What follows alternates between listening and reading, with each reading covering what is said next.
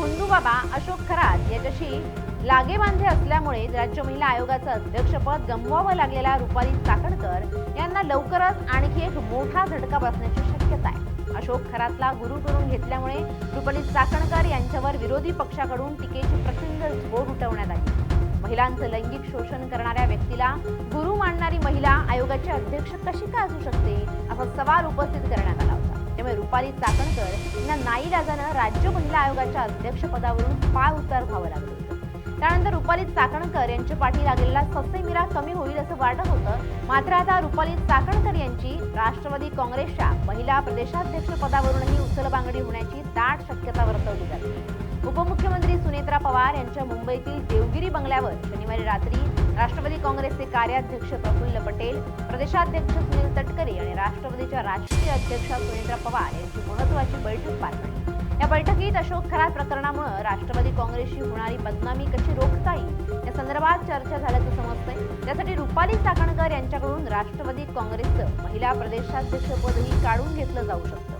काल देवगिरी बंगल्यावर ही बैठक सुरू असताना रुपाली चाकणकर यांना तसा संदेश धाडण्यात आल्याची माहिती सूत्रांनी दिली। त्यामुळे रुपाली चाकणकर लवकरच राष्ट्रवादीच्या महिला प्रदेशाध्यक्षपदाचा राजीनामा देऊ शकतात। रुपाली चाकणकर यांच्यानंतर राज्य महिला आयोगाचा अध्यक्ष आणि प्रदेशाध्यक्ष म्हणून कोणाशी नेमणूक करायची याबाबतही काल देवगिरी बंगल्यावरील बैठकीत चर्चा झाल्याचं समजतंय। सुनील तटकरे हे रुपाली चाकणकर यांचे राजकीय गॉडफादर असल्याचा आरोप सातत्यानं होता। मात्र सुनेत्रा पवार यांच्यासोबतच्या देवगिरी बंगल्यावरील बैठकीनंतर सुनील तटकरे यांनीही रुपाली चाकणकर यांच्यावरील वरदहस्त काढून घेतल्याची चर्चा रंगली।